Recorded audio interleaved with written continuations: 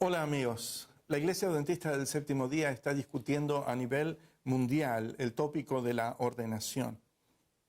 Y esto es importante porque lo que está discutiendo es extender el sistema de ordenación más allá de los límites de género que tradicionalmente la Iglesia Adventista del Séptimo Día ha aplicado históricamente, basado en las Sagradas Escrituras, a riesgo en este caso de la hermenéutica y de la autoridad de las Escrituras.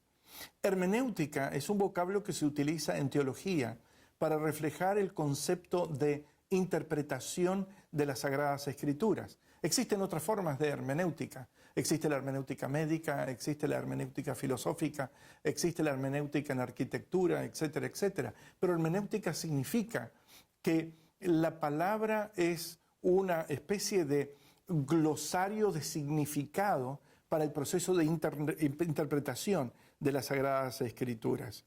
Y básicamente la hermenéutica es la que nos guía a la Biblia y a la autoridad de la Biblia, desde la cual nosotros conseguimos nuestro entendimiento de las Sagradas Escrituras que nos guían a las grandes decisiones espirituales, a las prácticas de la Iglesia y a la edificación de todas nuestras doctrinas y enseñanzas que están basadas, por supuesto, en las Sagradas Escrituras y a la totalidad del cuerpo de nuestras convicciones espirituales y religiosas. Por esa razón, hermenéutica y autoridad de la Biblia marchan juntas en este aspecto. El apóstol Pablo da un consejo muy claro en primera epístola de Timoteo en el capítulo 2, versículo 15, al joven apóstol Timoteo. Y él le dice lo siguiente: procura con diligencia presentarte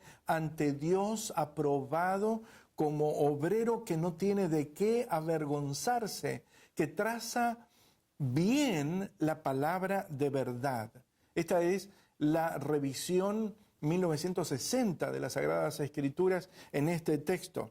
La Iglesia corre el riesgo de poder ser afectado en este sentido porque al practicar algo que no está autorizado en las Sagradas Escrituras puede llevarnos en una dirección en la que la Biblia sea desoída o no atendida adecuadamente. Y como cristianos nosotros tenemos que exaltar a la Biblia y a su autoridad.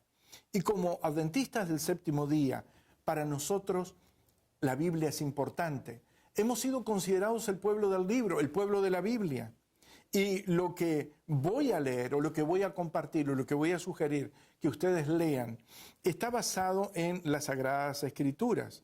Las Sagradas Escrituras fueron las Sagradas Escrituras antes, son ahora las Sagradas Escrituras y seguirán mucho más después de esta discusión, porque son atemporales. La Biblia dice: marchítase la hierba, sécase la flor, mas la palabra del Dios nuestro permanece para siempre. Eso es lo que dice Isaías, el capítulo 40, el versículo 8. Y esa es una gran promesa que nosotros tenemos atesorada en nuestro corazón.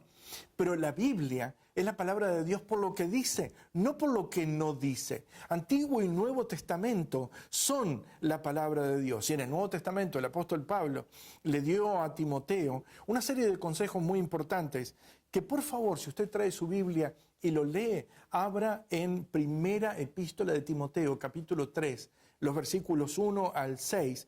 Y básicamente el apóstol Pablo dice: si alguien desea obispado, buena obra desea, buena cosa desea. Y dice luego que el obispo debe ser sin mancha. Y dice: marido de una sola mujer. En los Estados Unidos está existiendo un movimiento, y mientras usted lee el resto le voy a explicar esto. Está existiendo un movimiento que posiblemente nosotros no lo tengamos en América Latina y lo tengamos que traducir, que se llama el lenguaje de género inclusivo. Es decir, que cuando algunos textos en la Biblia aparecen, en vez de decir hombre o mujer, pueden decir pareja o pueden decir familia, y a eso es lo que se llama el lenguaje de género inclusivo.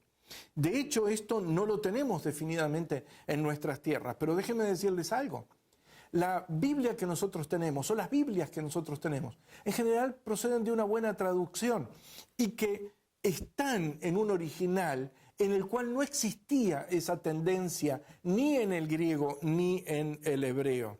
Estamos envueltos ahora en una discusión y en un análisis sobre el tópico de la ordenación.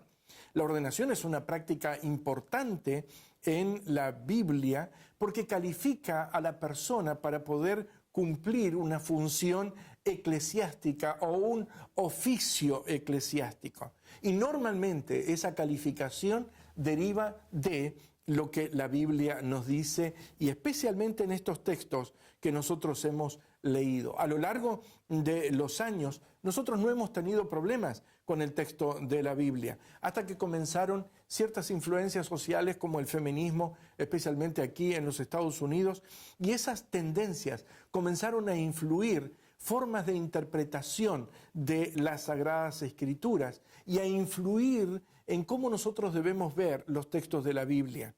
Y la Iglesia, en algunos sectores y algunas denominaciones, han tratado de complacer a esas tendencias. Pero nosotros debemos entender algo, y es, no debemos complacer las tendencias culturales que vienen del mundo en la Iglesia. Debemos complacer a Dios, porque nos reunimos para adorar su nombre y validarlo a partir de la autoridad que viene de las Sagradas Escrituras.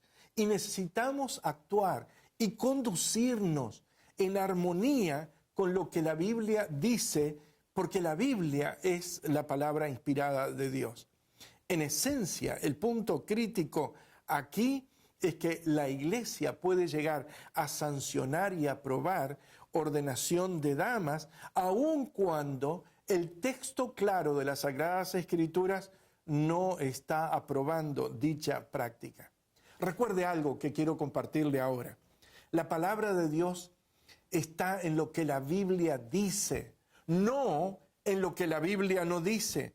Lo que nosotros no podemos hacer autoritario los silencios de la Biblia. Necesitamos estar juntos en cuáles son las prácticas y el entendimiento de las Sagradas Escrituras. Como pastores, como predicadores, como líderes, nosotros debemos presentarnos ante Dios aprobados como obreros que no tienen de qué avergonzarse, que trazan bien la palabra de verdad. Y escuche esto, en la Biblia no hubo liderazgo femenino en el libro del Génesis, no hubo liderazgo de familia a cargo de damas en el libro del Génesis. El liderazgo lo tuvo Adán en el libro del Génesis. No hubo liderazgo femenino en el pueblo de Israel en el Antiguo Testamento. No hubo ordenación femenina para que las damas fungieran como sacerdotes en el Antiguo Testamento en el santuario allí. Tampoco lo encontramos en el Nuevo Testamento. Jesús no llamó a damas como apóstoles. En el libro de Hechos 15, nosotros encontramos que los líderes, la dirección de la iglesia, los comités, los miembros delegados, los oradores, los apóstoles y los enviados a las iglesias, todos fueron varones. Usted lo puede leer en Hechos el capítulo 15. No hubo ancianos femeninos en la Biblia. Tampoco nosotros encontramos pastores del sexo femenino en las Sagradas Escrituras, ni tampoco encontramos obispos en el cuerpo escritural. Y de hecho, en Apocalipsis, el capítulo 21, versículo 14, los nombres de los 12 apóstoles estarán dentro de los cimientos de la Nueva Jerusalén. Cuando tenemos un problema, debemos acudir a la Biblia. Es nuestra autoridad primaria, es la única escritura y es toda la escritura y es lo que contiene la voluntad de Dios. Es importante entender que la voluntad de Dios es un factor importante en la escritura, porque el hombre fue creado por la voluntad de Dios. El hombre y la mujer fueron creados por la voluntad de Dios. El hombre fue redimido después del pecado por la voluntad de Dios. Y la voluntad de Dios eligió al pueblo de Israel. El santuario y su servicio fueron desarrollados por la voluntad de Dios. Y el sistema sacerdotal en todo el Antiguo Testamento fue trabajado y operado por la voluntad de Dios. La tribu de Israel fue elegida por la voluntad de Dios. El Señor Jesús fue enviado por la voluntad de Dios. Y también nosotros nos encontramos con que por la voluntad de Dios nace la iglesia cristiana, aparecen los apóstoles y se establecen ancianos y pastores por la voluntad de Dios. La cultura contemporánea está poniendo a riesgo la voluntad de Dios, la autoridad de las Escrituras y también el proceso de la interpretación. No puede ser la cultura nuestra fuente de autoridad. Es la Biblia en este tiempo quien debe ser la fuente de nuestra autoridad. Aquí hay algo muy importante que nosotros debemos entender. La revelación de Dios, así como está en las Sagradas Escrituras, es lo que nos debe a nosotros guiar en todo aspecto de revelación de lo que debemos practicar y de lo que debe ser nuestra fe. Si hay algo que la Biblia dice que debemos abstenernos, nos debemos abstener, porque lo dice la Biblia. Si hay algo que dice que nosotros podemos practicar, porque la Biblia lo dice, o porque ha sido practicado en la Biblia, nosotros lo podemos practicar. Pero quiera Dios que nosotros, al atender este aspecto, veamos el aspecto de interpretación, lo que significa para la autoridad de la Biblia y también para en nuestro entendimiento de la voluntad de Dios. Porque el Padre nuestro dice que su voluntad se haga así en el cielo como en la tierra. Gracias por su atención.